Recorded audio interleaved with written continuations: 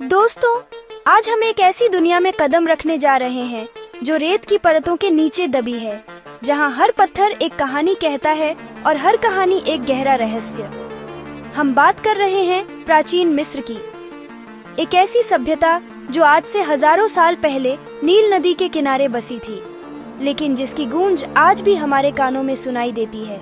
ये वो सभ्यता है जिसने दुनिया को पिरामिड जैसे अजूबे दिए, जिसने चिकित्सा और खगोल शास्त्र में वो मुकाम हासिल किया जो आज भी हमें हैरान कर देता है।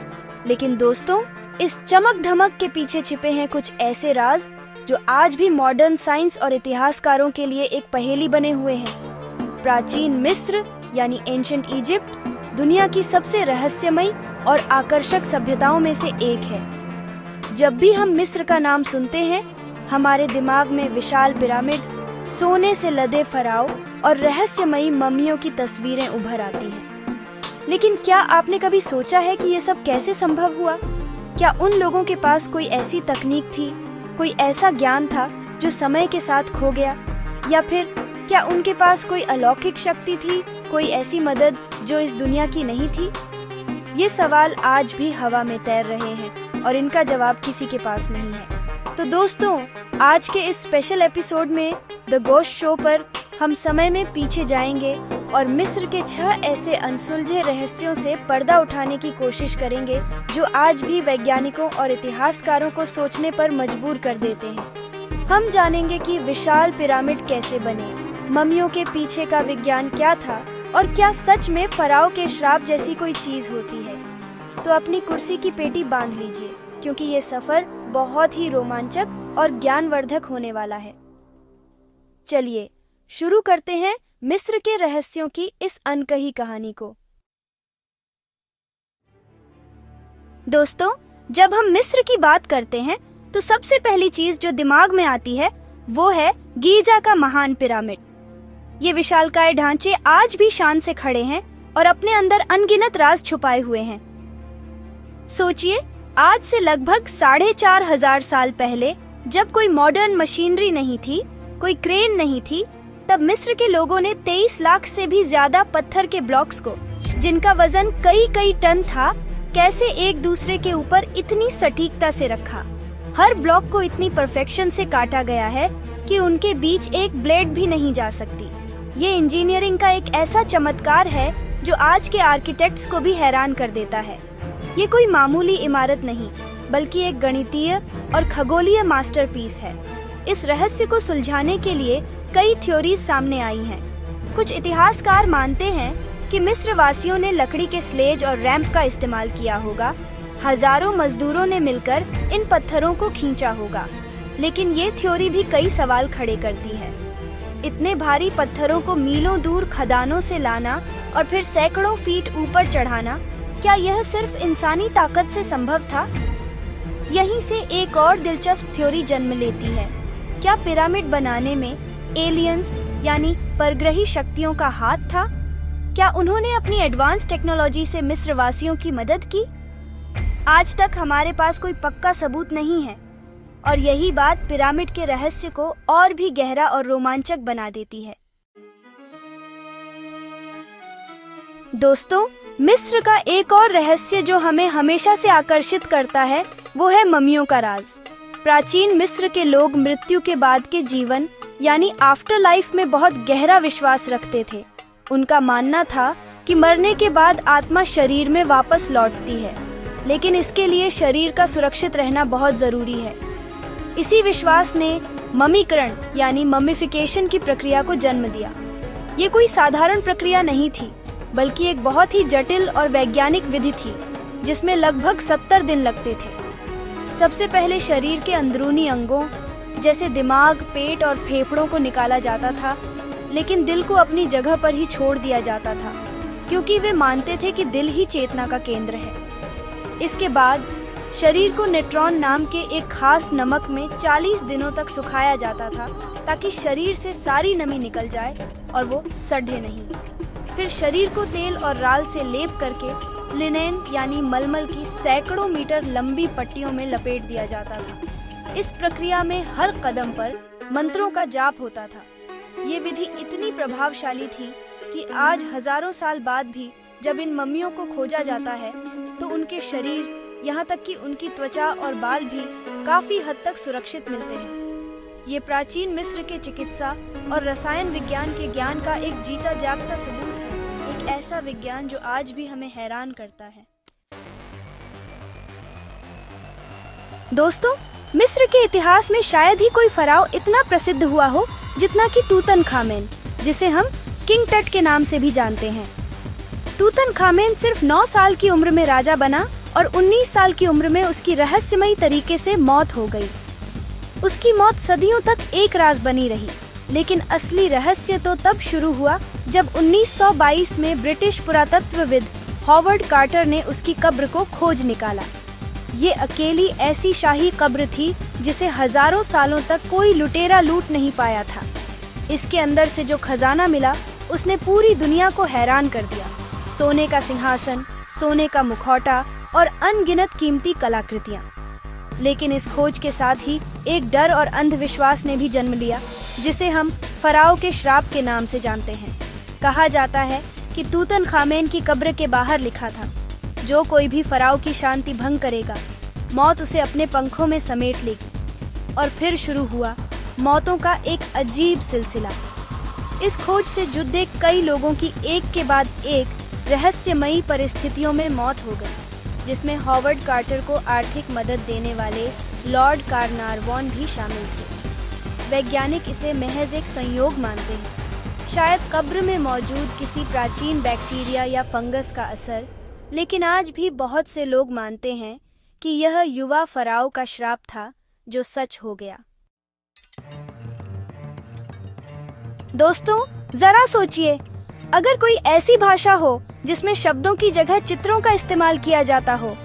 चिद्दियाँ, आँख, शेर, पानी की लहरें, हर एक चीज का अपना अलग मतलब।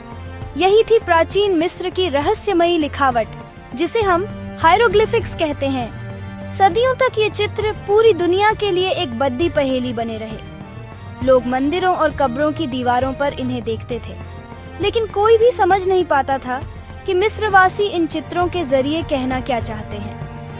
ये भाषा मिस्र की सभ्यता के साथ कहीं खो गई थी और ऐसा लगने लगा था कि इसका राज शायद हमेशा के लिए दफन हो चुका है। ये एक ऐसा कोड था जिसे कोई भी क्रैक नहीं कर पा रहा था। लेकिन फिर 1899 में एक चमत्कार हुआ।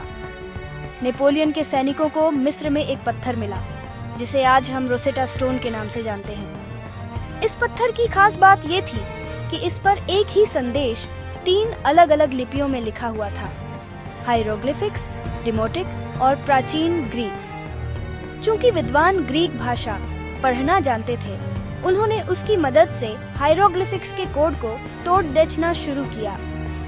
जीन फ्रांसवा शैम्पोलियन नाम के एक फ्रांसीसी विद्वान ने सालों की मेहनत के बाद आखिरकार इस पहेली को सुलझा लिया। रोसेटा स्टोन वो चाबी साबित हुआ जिसने मिस्र के हजारों साल पुराने ज्ञान और इतिहास के दरवाजे हमारे लिए खोल दिए। दोस्तों, मिस्र की पूरी सभ्यता का आधार एक नदी थी, नील नदी। मिस्र को नील नदी का वरदान भी कहा जाता है और ये बिल्कुल सही है। रेगिस्तान के बीच में बसी इस सभ्यता के लिए नील नदी ही असली जीवन का स्रोत थी। लेकिन ये नदी सिर्फ पानी ही नहीं देती थी, बल्कि हर साल इसमें एक बार आती थी, जो अपने साथ उपजाऊ काली मिट्टी लेकर आती थी, जिससे खेती संभव हो पाती थी। मगर ये बाढ़ अपने आप में एक बड़ी पहेली थी। अगर बाढ़ बहुत ज्यादा आ जाती तो गांव के गांव बह जाते थे, और अगर कम आती तो अकाल पर डिग जाता था। इसलिए मिस्र वासियों के लिए ये जानना बहुत जरूरी था कि बाढ़ कब और कितनी आएगी। और हैरान कर देने वाली बात यह है कि वो इसका काफी सटीक पूर्वानुमान लगा लेते थे। उन्होंने एक कैलेंडर विकसित किया था जो 365 दिनों का था, बिल्कुल हमारे आज के कैलेंडर जैसा। उन्होंने देखा कि हर साल जब सीरियस नाम का तारा, जिसे वो सोपडेट कहते थे, सूर्योदय से ठीक पहले आसमान में दिखाई देता है, उसी समय नील नदी में बाढ़ की शुरुआत होती है। ये खगोलीय ज्ञान और प्रकृति के साथ उनका गहरा जुड़ाव था, या फिर उनके पास कोई ऐसा गूढ़ ज्ञान था जो हमें आज तक पता नहीं चला। वो कैसे बिना किसी सैटेलाइट या मॉडर्न उपकरण के प्रकृति के चक्र को इतनी सटीकता से समझ पाए, यह आज भी एक बड़ा रहस्य है। दोस्तों, प्राचीन मिस्र का समाज धर्म और आस्था की मजबूत नींव पर खड़ा था। उनके लिए धर्म सिर्फ पूजा पाठ नहीं था, बल्कि जीवन का हर पहलू था। उनके ब्रह्मांड में सैकड़ों देवी देवता थे और हर देवता प्रकृति की किसी न किसी शक्ति का प्रतीक था। जैसे रा सूर्य देव थे, ओसिरिस अंडरवर्ल्ड के देवता थे और आइसिस मातृत्व और जादू की देवी थी। लेकिन इन सब से ऊपर थे फराओ। मिस्र के लोग फराओ को सिर्फ एक राजा नहीं, बल्कि धरती पर देवताओं का प्रतिनिधि, या यूं कहें कि एक जीवित देवता मानते थे।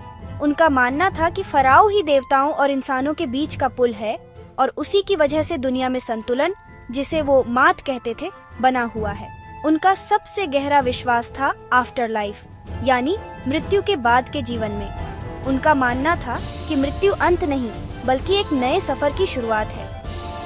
इसी वजह से वो मम्मियां बनाते थे और कब्रों को खाने पीने की चीजों, फर्नीचर और खजानों से भर देते थे, ताकि मरने वाले को दूसरी दुनिया में किसी भी चीज की कमी न हो।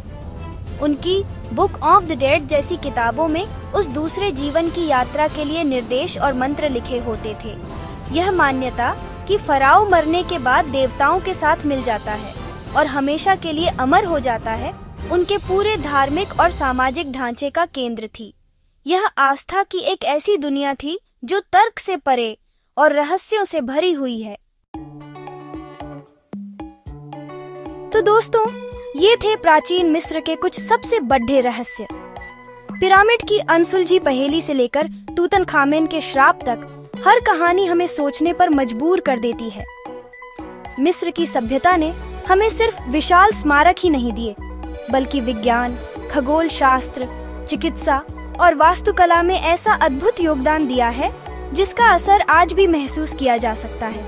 उन्होंने एक कैलेंडर बनाया, उन्होंने रोगों का इलाज खोजा और उन्होंने ब्रह्मांड को समझने की कोशिश की।